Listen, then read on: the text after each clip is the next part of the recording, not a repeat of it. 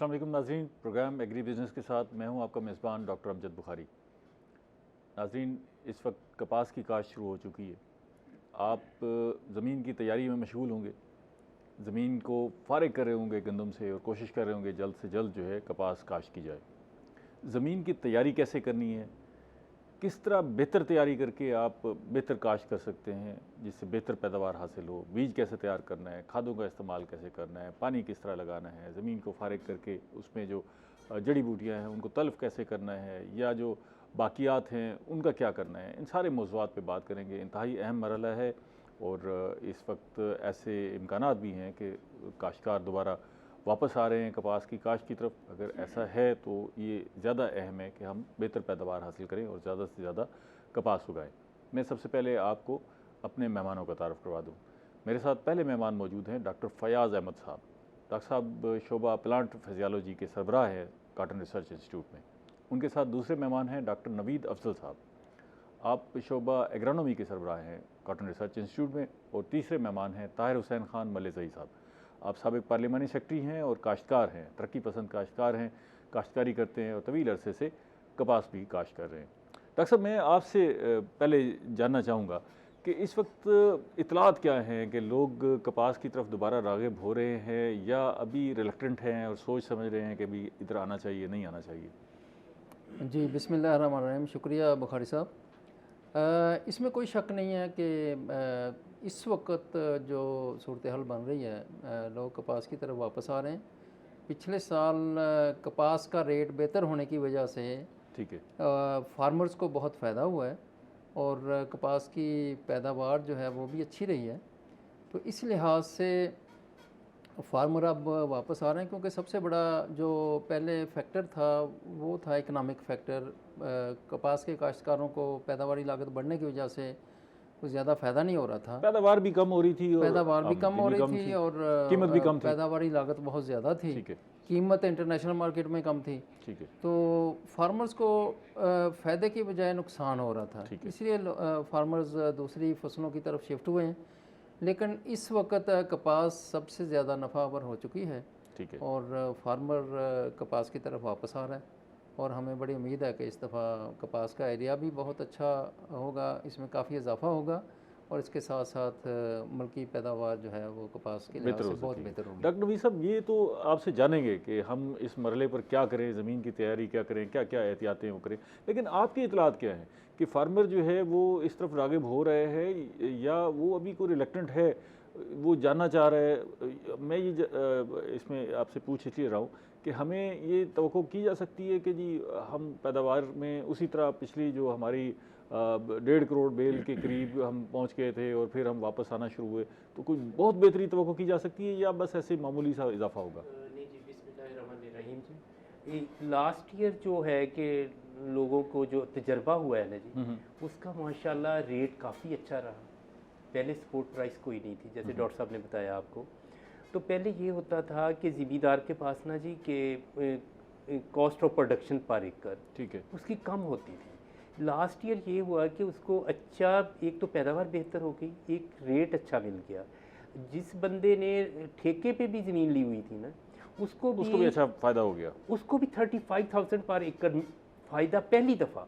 अच्छा, हाँ जी, कुछ सालों से जो थोड़ा बाकी सा दुनिया में क्या इतलात हैं कपास की काश्त के हवाले से, पैदावार के हवाले से क्या रुझान देखा जा रहा है?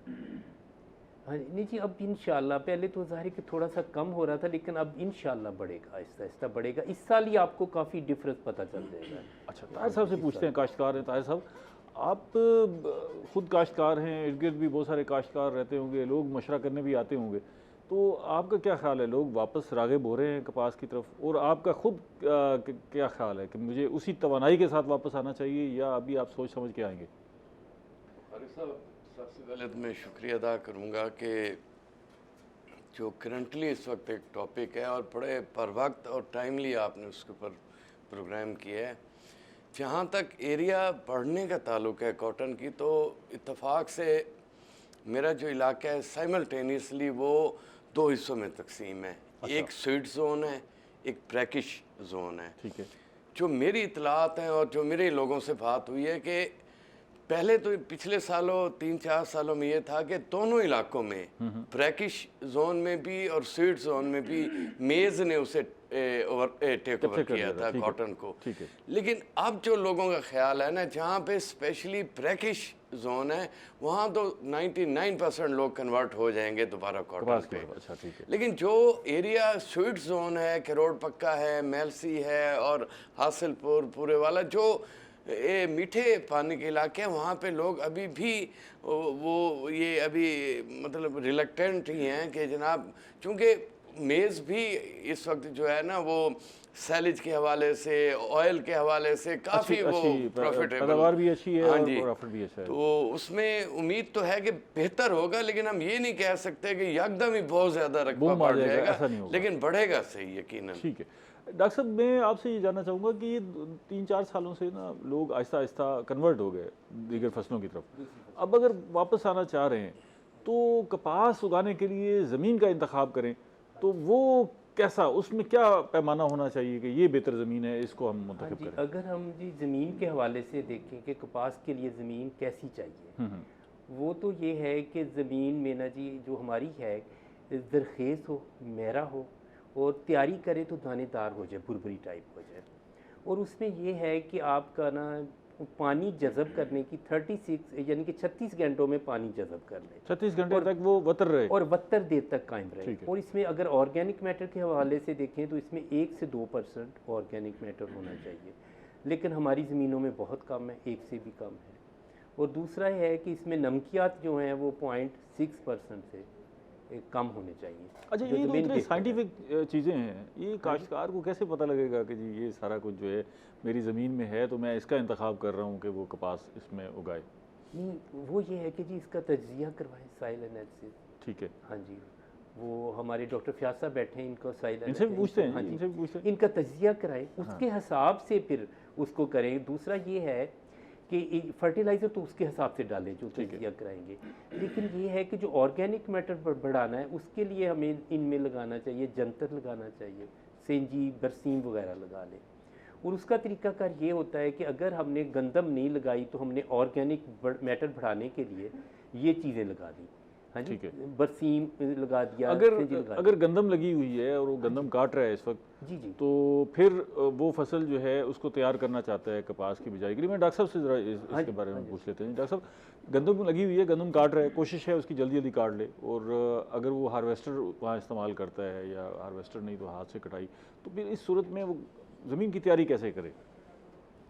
जी, इसमें ये है कि चूँकि गंदम के बाद टाइम बहुत कम होता है, तो वैसे तो इस वक्त जो ज़रूरत इस बात की है कि ज़मीन की तैयारी पे ज़्यादा ना तो अखराजात करने की ज़रूरत है और ना ही उस पर ज़्यादा टाइम लगता है। अब ऐसी टेक्नोलॉजी आ गई है जिससे उसी काटन की कटाई, अपना गंदम की कटाई के बाद उसी ज़मीन पे बग़ैर कोई हल चलाए हुए गंदम की काश्त हो सकती है।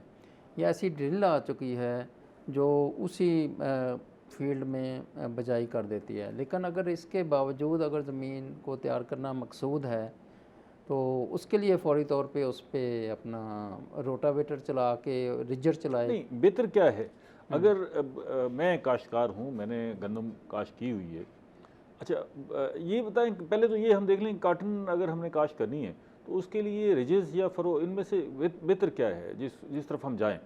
फिर हम देखते हैं कि गंदम जो है उसको हमने क्या करना है उसके साथ। जी, इसमें असल में बात यह है कि ये फार्मर की सिचुएशन, ज़मीन की नौइयत और इलाके की मुनासबत से और पानी की जो उसको आपाशी का जो पानी मुहैया है, उन चीज़ों को मद्देनज़र रखते हुए उसने ज़मीन की जो तैयारी है वो करनी है और उसी हिसाब से बजाई का तरीक़ाकार इख्तियार करना है। ठीक है, अगर पानी उसके पास वाफर मौजूद है और थोड़े वक्फे के साथ पानी, चूँकि ये जो खाड़ियों में काश्त होती है कपास, ठीक है, तो उसको थोड़े वक्फे से लगाना पड़ता है पानी। ठीक है, तो उसके लिए फिर उसके पास, क्योंकि जो पानी कम है, नहरी पानी में चूँकि जो बारी है उसकी वो देर से आती है, 15 दिन के बाद या जैसे भी है। ठीक है, तो अगर हफ्ते बाद पानी लगाना तो उसके पास अल्टरनेट सोर्स, ट्यूबवेल का सोर्स होना चाहिए। ठीक है, फिर वो खेलियों पे काश्त कर सकता है। अगर कोई उसके पास अल्टरनेटिव सोर्स नहीं है और नहरी पानी से ही उसने काश्त करनी है और उस वक्त पानी उसके पास इतना होता है कि वो सैराब कर सके अपने खेतों को, ठीक है, तो फिर बेहतर है कि वो हमवार ज़मीन पे ड्रिल के ज़रिए काश्त करे। ठीक है, उसमें वक्फा बढ़ जाता है पानी का, ठीक है, तो उसकी ज़रूरत जो है वो पूरी हो जाती है कपास की। ठीक है। लेकिन ये नोयत तो मैं जैसे बताया पहले कि ये इलाके के हिसाब पानी की से, दस्तयाबी, हाँ जी, इलाके की जो नोयत है, इलाके उसमें की ज़मीन की नोयत, जरखेज़ी, ये बिल्कुल। सारे अवामिल जो है वो ज़हन में रखें। अब ज़मीन जैसे अगर सख्त ज़मीन है तो उस पर ज़्यादा देर तक पानी जज़ब रह सकता है। अगर रेतली ज़मीन है तो उसमें पानी थोड़ी देर के लिए ठहरता है और उसके बाद जल्दी खुश्क हो जाती है, ठीक तो उसमें बार बार पानी लगाना पड़ता है। ठीक है। तो इन चीज़ों को मद्देनज़र रखते हुए अच्छा, वो जो अब गंदम मैंने काश्त की हुई है और कोशिश है कि भाई जल्द से जल्द मैं उसके कटाई कर लूँ और जो है फिर मैं बिजाई की तरफ आऊँ, तो अब आपकी रिकमेंडेशन क्या है कि गंदम मैंने काट ली है, उसके बाद मैं रोटावेटर चलाऊँ या कोशिश करूँ कि वहीं उन्हीं खेलों पर काश्त कर लूँ? देखिए, इसमें भी ये डिपेंड करता है कि फार्मर की एक्सेस कहाँ तक है, उसको कौन सी टेक्नोलॉजी उसके पास अवेलेबल है, ठीक है, या वो हायर कर सकता है, उसके मुताबिक उसने तैयार करना है। अब ये न्यूमेटिक ड्रिल एक आई है जो गंदम की काश्त करती है, सॉरी काटन की काश्त करती है उसी ज़मीन पे बग़ैर हल चलाए हुए, सिर्फ वहाँ पे उसने काश्त करनी है जहाँ पे सीड लगना है, वहाँ पे थोड़ा सा वो सुराख करेगी और उसमें सीड को लगा देगी। ठीक है। तो ये तरीक़ाकार भी अब आ चुका है। नहीं, वो जो फिर गंदम की जो मुडे खड़े होंगे, हाँ जी, वो उनका क्या होगा? हाँ, ये बहुत अहम सवाल है। असल में इस वक्त मसला ये है कि बड़ी फहम और सूझबूझ के साथ ज़मीन में काश्त करने की ज़रूरत है। ज़मीन की जो सेहत है उसको बरकरार रखने के लिए, जैसे अभी डॉक्टर साहब ने बात किया कि ऑर्गेनिक मैटर या नामियाती मादे का बढ़ाना ज़रूरी है। जब हम बार बार हल चलाते हैं ज़मीन में, वो जो गंदम की जड़ें हैं उनके अंदर जो ग़िज़ाई अज़्ज़ा पौधे ने ज़मीन से लिए हैं ना, वो ऊपर वाले हिस्से की निस्बत 2 से 3 गुना ज़्यादा होते हैं। ठीक है। अच्छा, हम क्या करते हैं, ज़मींदार भाइयों की अक्सर ये प्रैक्टिस है कि उसको जब हल चलाते हैं और सारा जनाब ज़मीन की तैयारी करते वक्त, तो वो सारी जड़ें वगैरह या उसका मोड़ जो है उसको निकाल के फेंक देते हैं। असल जो ख़जाना है न्यूट्रिएंट्स का या जो माइक्रो ऑर्गेनिज़म उन रूट्स के साथ जो अटैच हैं, जिन्होंने आगे ज़मीन की सेहत को बरकरार रखना है और आगे न्यूट्रिशन देनी है आने वाली फसल को, उनको हम ज़ाया कर बैठते हैं। तो उसकी वजह से फिर नुकसान होता है। अगर गंदम का मोड़ ज़मीन के अंदर पड़ा भी रहे तो उसका कोई नुकसान नहीं है, उसका फ़ायदा है। अच्छा, कोई हर्ज नहीं अगर वो रोटावेट नहीं भी हुआ, जी, अगर वो अंदर रह गया तो ठीक है, बशर्ते कि वो ज़मीन की सतह से थोड़ा सा ऊपर काटा गया हो। हार्वेस्टर में ज़रा नोयत थोड़ी सी चेंज हो जाती है क्योंकि वो ज़्यादा ऊपर से काटते हैं, लेकिन अगर हाथों से काटी गई है उसमें वो पड़ा भी रहे तो उसका कोई नुकसान नहीं, बल्कि उसमें 2 चीज़ों का फ़ायदा होता है। एक तो यह कि ऑर्गेनिक मैटर वो इजाफ़ा करेगा ज़मीन में, ग़िज़ाई अज़्ज़ा का इजाफ़ा करेगा, और साथ साथ जो पानी खेत में लगाएंगे वो पानी जो जड़ें हैं उसमें वो जज़ब कर लेंगे इस पर डॉक्टर साहब और ज़्यादा देर तक नमी इस पे एक पहलू और भी है जिस पे मैं आपसे पूछना जी। चाहूँगा, लेकिन एक ब्रेक ले लेते हैं, ब्रेक के बाद इस पर मज़ीद बात करते हैं। नाज़रीन, मिलते हैं एक ब्रेक के बाद।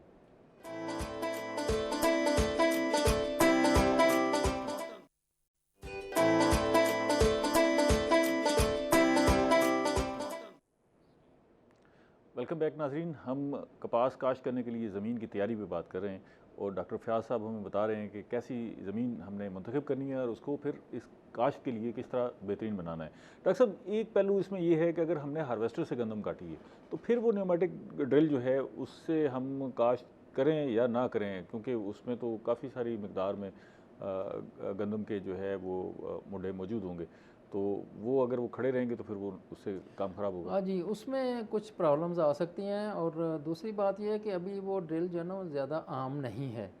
तो आम फार्मर तक अभी वो टेक्नोलॉजी चूँकि पहुँची नहीं है, इसलिए फ़िलहाल जिनके पास मौजूद है वो तो कर रहे हैं, लेकिन जिन लोगों के पास मौजूद नहीं है वो रवायती तरीके के साथ ज़मीन को तैयार करें। इम्पोर्टेड है ड्रिल या यहाँ लोकली हमारे इदारों में बनाई? जी, लोकली डेवलप्ड है, और CCRI ने भी बल्कि एक ड्रिल मुतारफ़ कराई है और गंदम की काश्त उसके ज़रिए से की है, और अभी आगे काटन की बजाई भी उससे करेंगे। मार्केट में अवेलेबल है? मार्केट में अवेलेबल है, लेकिन यह कि अभी वो इतनी पॉपुलर नहीं हुई लोगों के दरमियान, क्योंकि उनको पता नहीं है अभी इतना जैसे जैसे इसकी अवेयरनेस डेवलप होगी तो ये चीज़ें आनी शुरू हो जाएंगी। है तो बड़ी मौसर ना कि जी, जी आपका वक्त बिल्कुल। बड़ा बचता है इसमें। असल में इसमें जो सबसे बड़ा मसला ये है कि हमारे चूँकि दर्जा हरारत बहुत ज़्यादा होता है, तो जितना हम ज़मीन में हल चलाते हैं, ज़मीन को एक्सपोज करते हैं, तो उसका ऑर्गेनिक मैटर और उसके अंदर जो माइक्रो ऑर्गेनिज़म मौजूद हैं वो सारे के सारे किल हो जाते हैं। यही एक बुनियादी वजह है जिसकी वजह से हमारी ज़मीनों में नामियाती मादे का इजाफ़ा नहीं हो रहा है।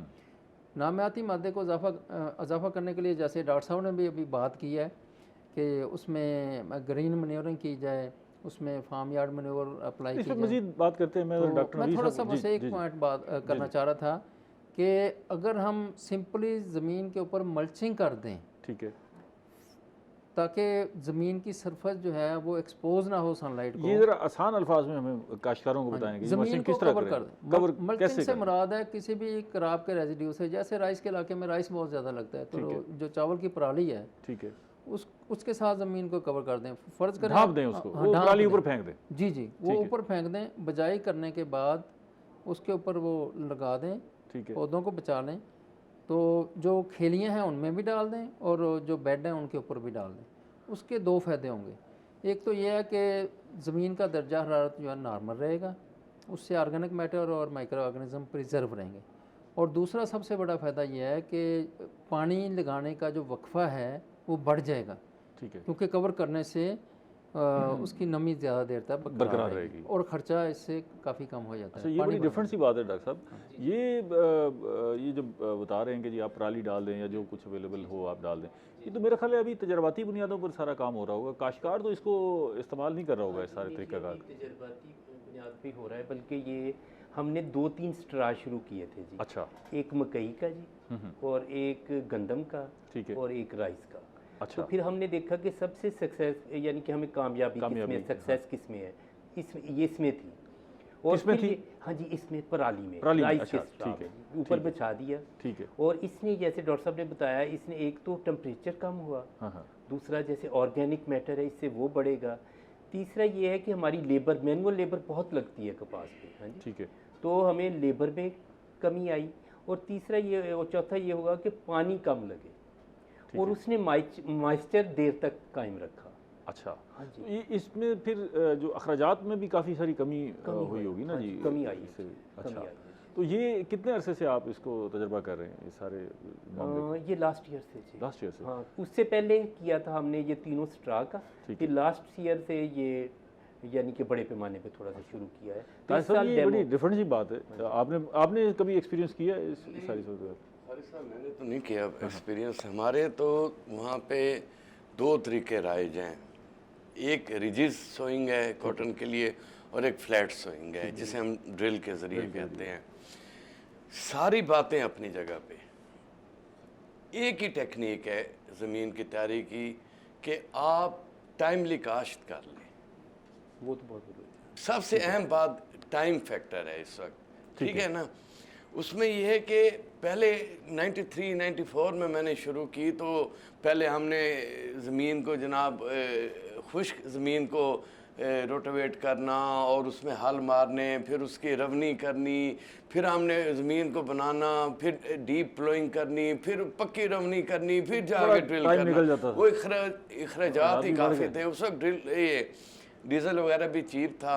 लेकिन अब तो बड़ा ही सिंपल है कि जैसे ही गंदम कटे आप खुश्क ज़मीन को आप बना के रिजिड से निकालें और सोइंग करते हैं। और फ्लैट सोइंग में सिंपल ये है कि आपने कोई हल ना मारें, आपकी पानी की भी बचत होगी, टाइम की, अखराजात की भी, डीजल की भी।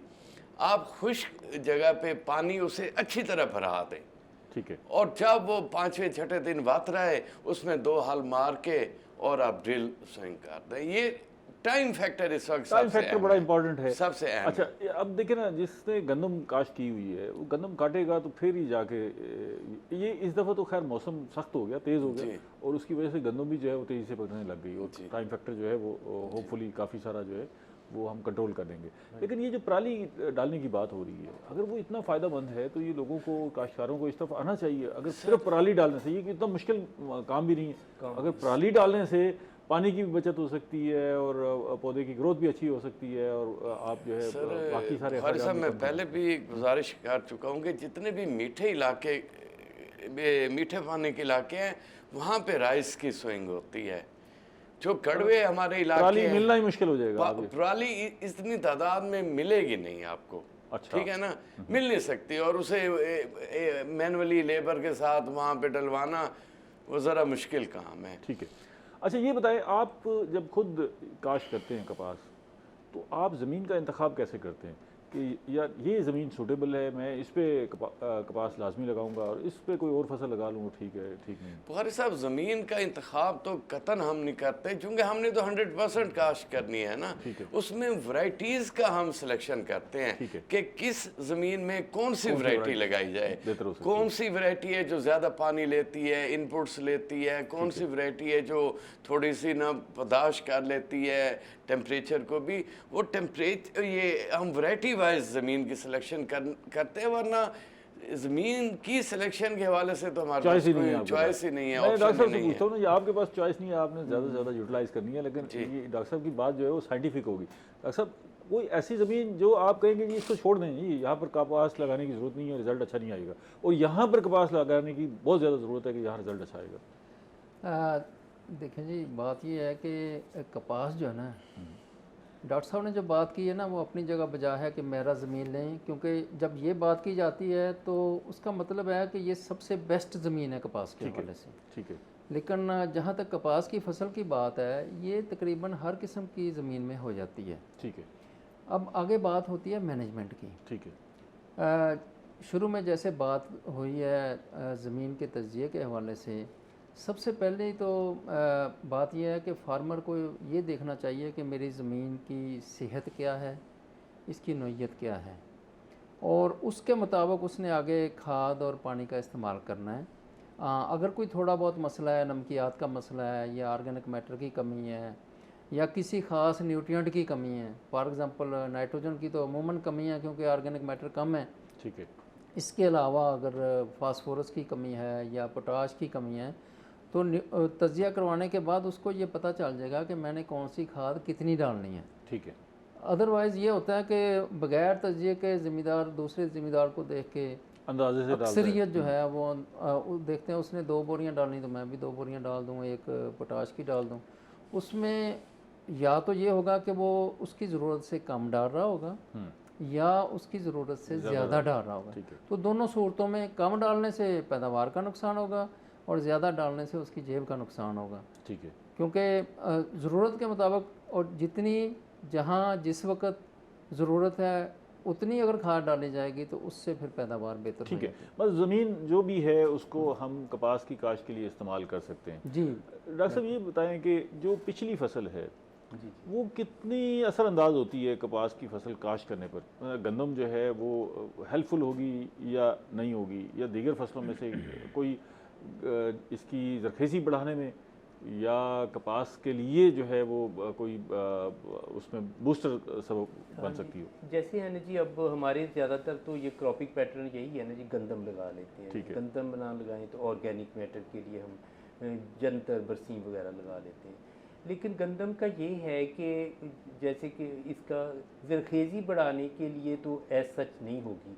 अगर आपने गंदम में फास्फोरस डाली है ना, तो फिर आप कॉटन में ना डालें तो गुजारा हो जाएगा। वो जो है आगे काम हो जाएगा, गुजारा हो जाएगा।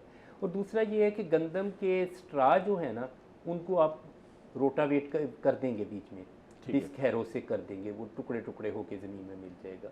उससे थोड़ा सा ऑर्गेनिक मैटर इंक्रीज़ होगा, स्लोली ना जी, साल लगेंगे कुछ।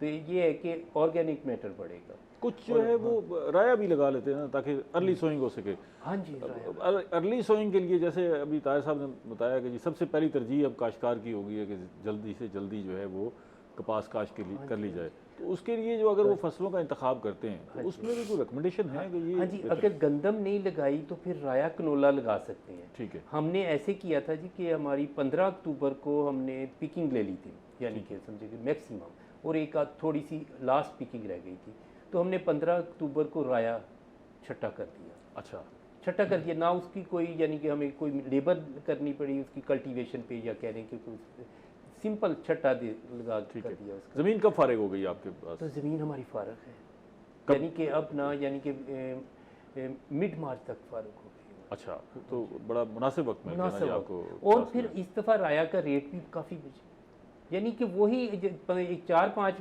माह में ज़मींदार को 1,00,000-1.5 लाख मिल जाएगा उसका। ठीक है। बड़ा ताहिर साहब, आप क्या करते हैं जब आप, क्योंकि आप फार्मर हैं कपास के, तो जो बाकी 6 महीने हैं उसकी अल्टरनेटिव क्रॉप कौन सी ढूंढते हैं आप? गंदम। गंदम काश्त करते हैं। हाँ जी। अच्छा, आपको फिर ज़मीन कब फारिग मिल जाती है गंदम से? फारिग हो गंदम जाती है? से वैसे बाकी सालों में तो तकरीबन कोई 10 से लेके और 20 अप्रैल के दरमियान, लेकिन इस दफ़ा शायद कोई 10-12 दिन पहले, चूँकि टेम्परेचर काफ़ी हाई है, तो इस उम्मीद है कि जो बाकायदा कटाई है गंदम की वो 3-4 अप्रैल से शुरू हो जाएगी। ठीक है। तो तकरीबन हमारी कोशिश ये होती है कि हम विद इन अप्रैल हम सोइंग कर लें। आपने नहीं सोचा कि मैं अगेती काश की तरफ जाऊं और गंदम की बजाय किसी और अगेती काश बहुत की है हमने 4-5 साल की है। तकरीबन एंड ऑफ फरवरी से हम शुरू करते थे, लेकिन वो 1-2 साल तो बड़ी कामयाब रही है। ठीक है। लेकिन उसका नुकसान मैं ये समझता हूँ कि उसी जो अर्ली काश का नुकसान ये हुआ कि जो बेस्ट का सर्कल था वो नहीं टूटा फिर। अच्छा। यानी ख़ास तौर पे जो पिंक गुलाबी सुंडी है ना, वो हमसे कंट्रोल नहीं हो सकी। अच्छा। और दूसरा सकिंग नहीं कंट्रोल हो सकी हमसे ना। अच्छा। ये उस अर्ली का एक स्वइंग का एक मतलब एक तोहफा था। लेकिन अब ये है कि अगर टाइमली काश्त हो आपकी और कोई मैनेजमेंट कुछ बेहतर हो जाए आपसे, तो दोनों फसलें बेहतर अंदाज में मैं ये समझता हूँ कि इस वक्त ना गवर्नमेंट लेवल पे भी ना एक चीज़ की बड़ी ज़रूरी है, अवेयरनेस कैंपेन, और वो है कि हमें जो सीड की सिलेक्शन है ना कॉटन के, उसके लिए गवर्नमेंट को चाहिए। आजकल माफिया चल रहे हैं बड़े, और 2 नंबर कहते कुछ है निकलता कुछ है, और उसके साथ जो है ना फंजीसाइड को हमें ऐड करना चाहिए एक कॉटन के सीड के हवाले से। इस पे मजीद बात करते हैं, क्योंकि ये बड़ा इंपॉर्टेंट है। सीड पे और फंजीसाइड पे बात करते हैं ब्रेक के बाद। नाज़रीन, मिलते हैं ब्रेक के बाद।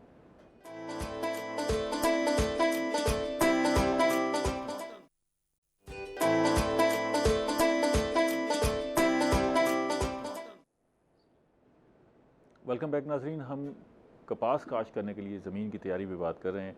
डॉक्टर फयाज साहब, ये अभी ताहिर खान साहब ने कहा कि जी हमें सीड पर ज़्यादा फोकस करना चाहिए और फंजीसाइड की कंट्रोल के लिए भी बड़ा काम करना चाहिए।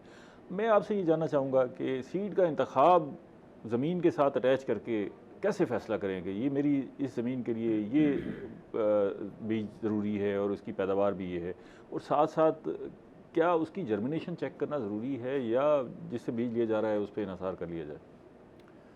जी, ये बहुत अहम बात है, क्योंकि ज़मींदार हजरात बिला सोचे बिला समझे ट्रेंड को देखते हैं कि मेरा हमसाया फार्मर या हमारे इलाके में कौन सी वैरायटी ज़्यादा काश्त हो रही है या पिछले साल किस वैरायटी ने ज़्यादा पैदावार दिया है, तो उसी को प्रेफर करते हैं। लेकिन असूलन ये होना चाहिए कि जो महकमा ज़राअत की तरफ से सिफारशात हैं मुख्तलिफ़ इलाकों के लिए, मुख्तलिफ़ जो अक़साम हैं कपास की, उनकी सिफारशात दी गई हैं कि ये फॉर एग्ज़ाम्पल हम मुल्तान में बैठे हों तो मुल्तान के लिए ये फ़लाँ वैरायटी है और इसका वक्त काश्त ये मौजू है। और ये सारी बाकायदा से महकमा ज़राअत पंजाब की तरफ से, उसमें हम भी अपनी इनपुट्स देते हैं, तो वो सिफारशात हर साल पब्लिश होती हैं।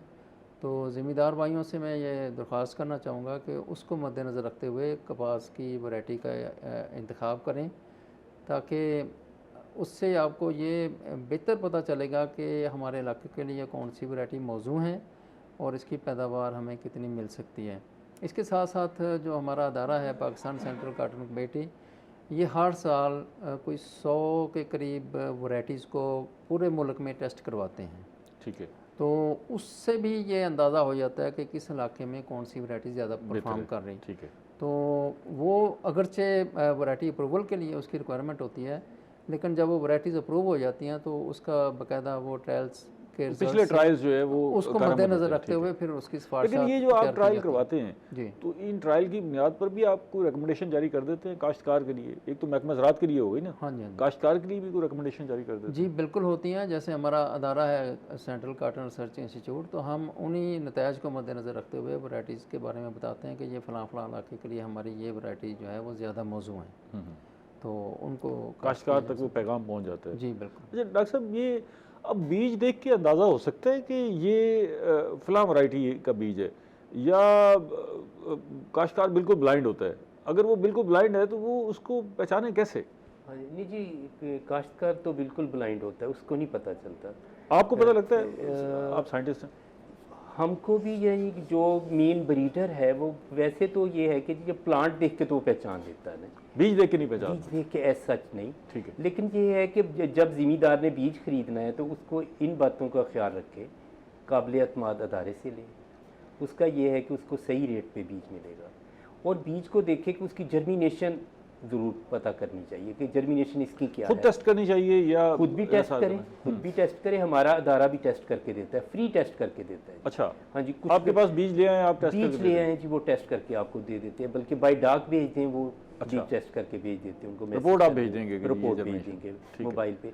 लेकिन जर्मिनेशन उसकी 75% होनी चाहिए, कम से कम? हाँ जी, कम से कम। अगर बीज की ज़िमींदार ऐसे देख के उसको पता चल सकता है बीज यूनिफॉर्म है, अब जर्मिनेशन से हाँ, मुराद तो गाँव तंदुरुस्त की शरह है, बीज, हाँ जी, मतलब जी। काश्तकार अगर के लिए। बीज देखने से उसको ये पता चलेगा कि बीज का साइज बेहतर है, यूनिफॉर्म साइज है सारा बीज देखने से, ऐसे तो ये तो पता चल जाता है कि बीज सेहतमंद है, बीज अच्छा है, ये आपको पता चल जाएगा।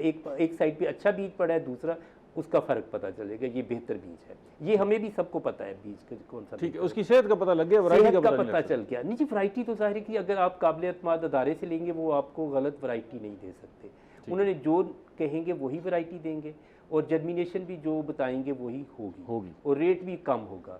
अच्छा। तो ये है कि हमें जो अच्छी वैरायटीज़ हैं जिनका हमें पता है हम वही लगाएं, और बीज बेहतर लेंगे तो हम आपके पौधों की तादाद फिर ही पूरी कर सकते हैं, क्योंकि बेस करती है जी प्लांट पॉपुलेशन। अगर आपने पौधों की तादाद पूरी कर ली तो आप बहुत अच्छी पैदावार ले सकते हैं। ठीक है। ताहिर साहब, ये बड़ा अहम मामला है, लेकिन मार्केट में तो बीजों की भरमार है, मतलब ये फैसला करना भी मुश्किल हो जाता है। और ये जैसे डॉक्टर साहब कह रहे हैं कि जी आप सर्टिफाइड इदारे से लें, तो वो अगर ऐसे इदारों को ढूंढने लगे, एक तो उनकी कैपेसिटी महदूद है, दूसरा काश्तकार की एक्सेस भी शायद ऐसी नहीं है, तो मार्केट पर इन्हिसार करता है। आप खुद कैसे फैसला करते हैं कि मुझे क्या बीज लेना है? साहब, मैं ये समझता हूँ कि कॉटन के हवाले से ना, जो इस वक्त ग्रोअर को सबसे बड़ा प्रॉब्लम है वो सीड का ही है। ठीक है। बहुत सारे महकमा हैं, महकमे जात हैं गवर्नमेंट के। मैं ये समझता हूँ कि इसके लिए ना एक कंपैरेटिव स्टडी होनी चाहिए। अच्छा। ठीक है ना, कि इलाके वाइज स्टडी होनी चाहिए, ठीक है। और ये बाकी जो ममालिक हैं, इंडिया है या जो भी ग्रो करते हैं, एक ही ज़मीन है, उनकी भी 8 कनाल का एकड़ है, मिसाल के तौर पे हमारा भी 8 कनाल का एकड़ है, लेकिन अगर उनकी पैदावार में आप देखें तो उनका बड़ा फ़र्क है। उसमें सबसे बड़ी बात तो ये है कि एक तो कंपैरेटिव स्टडी हो सीड के बाद। ये तो होना चाहिए। मैं आपका एक्सपीरियंस जानना चाह रहा था कि आप खुद कैसे फैसला करते हैं कि मैंने ये बीज खरीदना है, कहाँ से खरीदते हैं? मैं तो ये समझता हूँ कि मैं तो कोशिश ये करता हूँ कि पंजाब सीड कॉर्पोरेशन से हमारा बड़े अरसे से हम वहाँ से ले रहे हैं, और कोई 1-2 प्राइवेट कंपनीज भी हैं जो कि कई सालों से हम उन पे ले रहे हैं। हम ट्रस्ट ये होता है कि वो जो भी देंगे गलत नहीं होगा। अच्छा, ठीक है ना, तो तजुर्बा ठीक रहता है। हाँ जी, वो ठीक होता है, क्योंकि इसमें अगर जब तक आपकी प्लांट पॉपुलेशन पूरी नहीं है ना, तो आपकी ज़्यादा मसाइल ही वहाँ आते हैं जहाँ प्लांट पॉपुलेशन ना हो। पिछले कई सालों से देखा गया है कि 2 प्रॉब्लम आई हैं, एक सीड की वजह से प्लांट पॉपुलेशन का, और दूसरा जो है ना कि वो हम पेस्ट मैनेजमेंट नहीं कर पाए। ठीक है, किसी ज़माने में था कि कॉटन को ज़्यादा जो अटैक होता था वो सुंडियों से होता था, लेकिन अब अगर प्रैक्टिकली देखें तो अमेरिकन बोलवॉर्म ख़त्म हो चुका है, स्पॉटेड तकरीबन ख़त्म हो चुकी है, आर्मी बोलवॉर्म है, लश्करी जिसे हम कहते हैं, वो भी ना होने के बराबर है तकरीबन, पिंक है या पिंक है या सकिंग है। ठीक है। अगर हम सीड ट्रीट करेंगे, और उसमें ये मेरा ज़ाती एक्सपीरियंस है पिछले 8-10 सालों से कि सीड ट्रीटमेंट से जो बड़ा फ़र्क पड़ता है, क्योंकि वो डायरेक्टली जो सकिंग है ना उसे रोकती है। डॉक्टर साहब से पूछ लेते हैं सीड ट्रीटमेंट कितना इंपॉर्टेंट है, ये इनका जी। अपना शोबा है जी। क्यों जी डॉक्टर साहब, सीड ट्रीटमेंट से आसान जो है हम अगर काश्तकार को बताएं कि आपने बिजाई के वक्त जो बीज है उसकी तैयारी कैसे करनी है। जी बिल्कुल बिल्कुल सही फरमाया मल्ले जी साहब ने। बात यह है कि सीड अगर बुर वाला जो है उसमें बहुत सारे मसाइल हो सकते हैं, उसमें हो सकता है पिंक का भी इन्फेक्शन हो सकता है। तो सबसे पहले तो बोर उतार लेना चाहिए सीड का, उसके बाद सीड को ट्रीटमेंट करनी होती है। उसमें मुख्तलिफ मिल जाती हैं सकिंग के लिए, जैसे कॉन्फिडोर है या मीडाक्लोप्रेट भी लोग यूज़ करते हैं। तो ये दवाइयाँ इनको सीड को इससे ट्रीट कर लेते हैं। सीड ये दवाई की कोटिंग कर देते हैं सीड के ऊपर, सिंपल लफ्ज़ों में। ठीक है।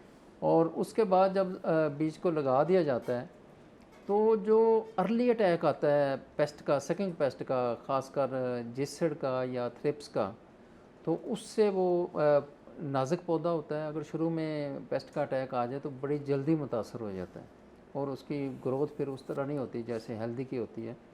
तो इससे प्रोटेक्शन मिल जाती बीज है। की तैयारी को ज़रा दोबारा बता दीजिएगा जी, कि बीज को जो है तेज़ाब से धोया जाए जी बिल्कुल। बूर उतारने के लिए। हाँ जी। अच्छा, फिर ये जो दवाइयाँ आपने बताई हैं उनका इस्तेमाल किया जी दवाइयों से उनको ट्रीट किया जाए, उसकी ठीक है। कोटिंग कर दी जाए दवाई की। ठीक है। उसके बाद फिर बीज को पानी से धोने की ज़रूरत है या वैसे ही लगा दिए जाए? नहीं, पानी से कुछ काश्तकार ऐसा हाँ, करते हैं। नहीं पानी से अगर धोएंगे तो वो तो दवाई उतर दवाई जाएगी। उतर जाएगी, हाँ हाँ जी। उसमें यह है कि वो कोटिंग करने के बाद थोड़ा सा गीला होता है, उसको खुश्क कर लिया जाए।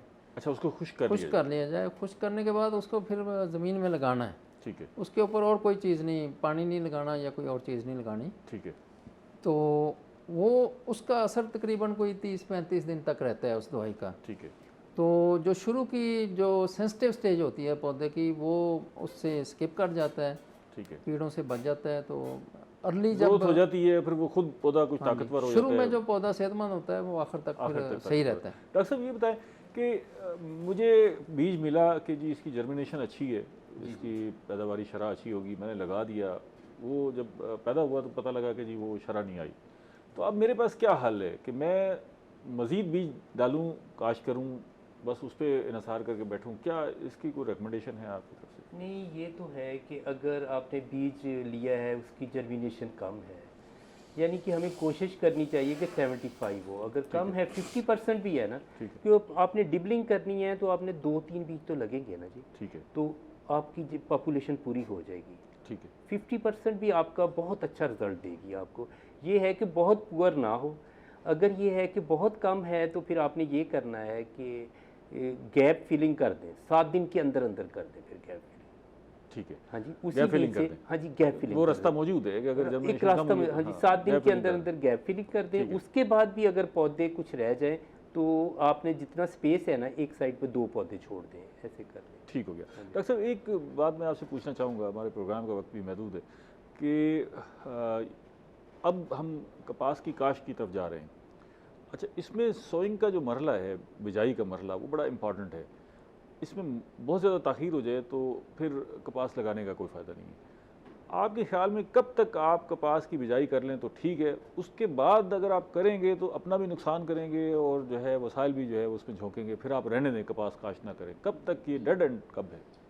बिल्कुल सही है। ये असल में बात यह है कि जो बिजाई लेट होती है उससे फिर फसल को टाइम थोड़ा मिलता है, उसका फिर उतना पैदावार अच्छी नहीं होगी। फल उतना नहीं आता उस पर। और दूसरा जो सबसे बड़ा मसला पिछले सालों में रहा है वो वायरस का रहा है, काटन लीफ कर्ल वायरस। उससे पौधा बहुत मुतासर होता था, उसकी बढ़ोतरी नहीं होती थी और उस पर फल भी नहीं लगता था।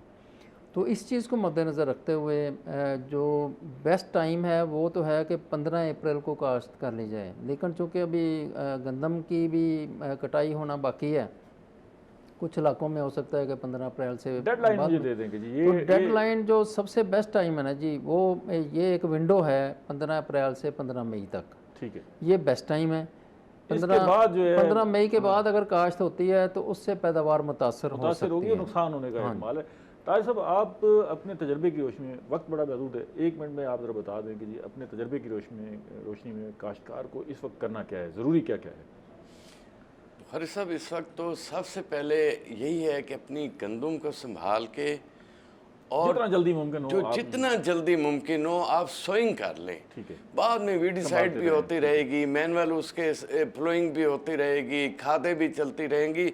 सबसे अहम फैक्टर है कि आप टाइमली काश्त कर लें। ठीक है, सबसे इम्पोर्टेंट फैक्टर सबसे अहम जी। फैक्टर। बहुत शुक्रिया ताज साहब, आप तशरीफ़ लाए, आपका शुक्रिया। डॉक्टर नवीद साहब आपका शुक्रिया, डॉक्टर फयाज साहब आपका बेहद शुक्रिया। नाज़रीन, हमने कपास की सोइंग पर बात की, मतलब आपने इस वक्त ज़मीन की तैयारी कैसे करनी है, कपास को काश्त किस तरह करना है, बीज की तैयारी कैसे करनी है, और ताकि अच्छी से अच्छी फसल ली जा सके। आप वापस आएँ कपास की तरफ। कपास नाकद आवर फसल है, इसमें मुनाफा भी है और अगले पिछले कर्ज़े भी उतर जाते हैं। तो वापस आएँ, कपास उगाएँ, अपने लिए मुनाफा कमाएँ, मुल्क के लिए भी तरक्की का सबब बने। अगले प्रोग्राम तक इजाज़त दीजिए। अल्लाह ने के बाद।